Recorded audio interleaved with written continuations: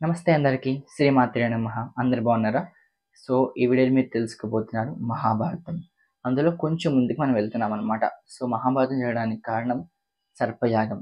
సర్పయాగం ఎందుకు జరిగింది అంటే కద్రువ శాపం. అసలు కద్రువ ఎవరు? ఈ శాపం ఏంటి అనుకుంటున్నారా? సో, అంటే కంప్లీట్ ఈ వీడియోని ఫుల్‌గా చూడడానికి ప్రయత్నించండి. సో, ఇప్పుడైతే మనకి కద్రువ ఎవరు అంటే మనకి కశ్యప ప్రజాపతి భార్య.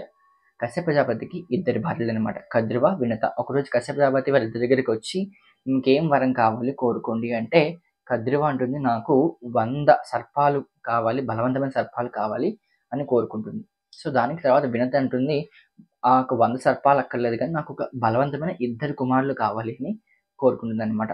సో, ఇద్దరికి కోరికలు తీరడానికి కశ్యప ప్రజాపతి తథాస్తు అంటాడు.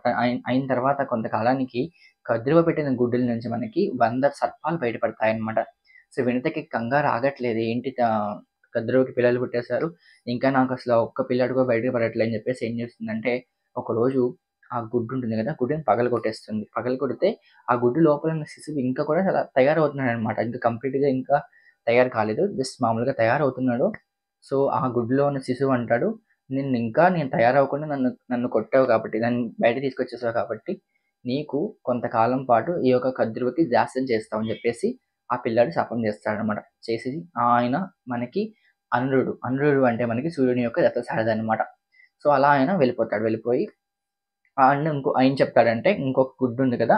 ఈ గుడ్డులో ఉన్న శిశువు నిన్ను ఈ యొక్క దాస్యం నుంచి విముక్తి చేస్తాడని చెప్పేసి చెప్పేసి వెళ్ళిపోతాడు. వెళ్ళిపోయిన కొంతకాలానికి ఆ గుడ్డులోంచి మనకి గరుకుమంతుడు బయటకొస్తాడనమాట. గరుకుమంతుడు బయటికి రాగానే ఆకాశంలోకి ఎగిరిపోయి ఫుడ్ గురించి వెతుకుతాడనమాట. ఈలోపుగా ఏమవుతుందంటే దేవదానవుల యొక్క ఈ యుద్ధంలో మనకి ఆలాహలము, అమృతము, ఉచ్చై శ్రవస్సు అంటే తెల్లని ఏనుగు ఇవన్నీ కూడా మనకి బయటకొస్తాయి కదా! సో, వినత, కద్రువ ఇద్దరు విహారయాత్రకెళ్తారు. విహారయాత్రకెళ్ళేసరికి వినత కద్రి వినతతో అంటుంది, మనకు ఉచ్చై శ్రవస్సు ఉంది గదా! ఉచ్చై శ్రవస్సు ఏనుగు యొక్క తోక తెల్లగా ఉంటుందని జెప్పేసి వినత అంటే కద్రువ అంటే నల్లగా ఉంటుంది. కద్రువ అంటుందనమాట. సో, దాన్ని నిరూపించడానికి ఈ యొక్క కద్రువ ఏం చేస్తుందంటే, మర్నాడు ఉదయాన్నే తన పిల్లలందరికి చెప్తుందన్నమాట. 100 సర్పాలున్నాయి గదా! ఆ సర్పాలందరికీ చెప్తుంది. మీరు పొద్దున్నే ఆ ఒక్క ఉచ్చై శ్రవస్సు ఏనుగు యొక్క తోకకి చుట్టుకోండి అని చెప్తుందనమాట. కొన్ని సర్పాలు అంగీకరిస్తాయి చుట్టుకోవడానికి. కొన్ని సర్పాలేమో అంగీకరించవనమాట. అప్పుడు కద్రువ అంటుంది మీరందరూ కూడా జన్మేజయుడు చేసే సర్పయాగంలో బలైపోతారని చెప్పేసి మాకు శాపం చేస్తుంది. అందరూ కూడా సర్పయాగంలో బలైపోతారనమాట. సో, ఇంతకేమవుతుందంటే ఇద్దరు మార్నింగ్ ఎళ్లి చూసేసరికి ఆ ఒక్క వచ్చేసి ఏనుగు యొక్క తోక నల్లగా ఉంటుంది. కొంతకాలం ఈయన దాస్యం చేస్తుందనమాట. ఆ దాస్యం చేయడానికి ఈ యొక్క గరుకుమంతుడు అమృతాన్ని పట్టుకొస్తాడు. ఇలా మొత్తం ఆ స్టోరీ అంతా మనకి సగం తెలిసిందే కదా! మన 10థ్ క్లాస్ బుక్‌లో ఉంది. నాకు తెలిసి స్టోరీ మీరు చదివే ఉంటారు.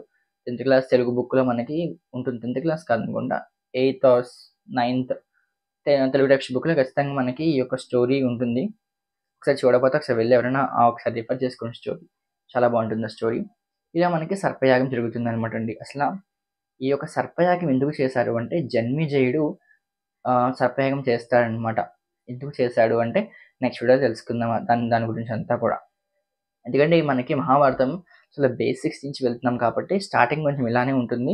మనం మెల్లగా వెళ్ళే కొద్దికి మహాభారతం ఇంట్రెస్టింగ్‌గా ఉంటదనమాట.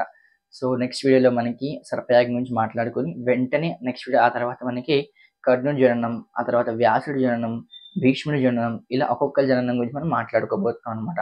నిజంగా చాలా ఇంట్రెస్టింగ్‌గా ఉండబోతుంది సీరీస్ అంతా కూడా. నాకు తెలిసి మీకు ఆహ్, లైక్ అంత ఇంట్రెస్టింగ్‌గా అనిపించట్లే అనిపిస్తుంది. ఎందుకంటే ఇప్పుడు స్టార్టింగ్ కొంచెం అంతా కూడా ఈ బేసిక్స్ తెలుసుకోవాలి కాబట్టి, సో, బేసిక్స్ అంతా ఇప్పుడు చెప్తున్నాను గదా!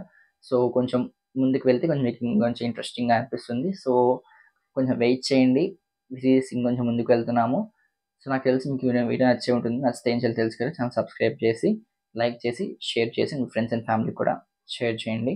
And don't forget to ring the bell icon for more updates.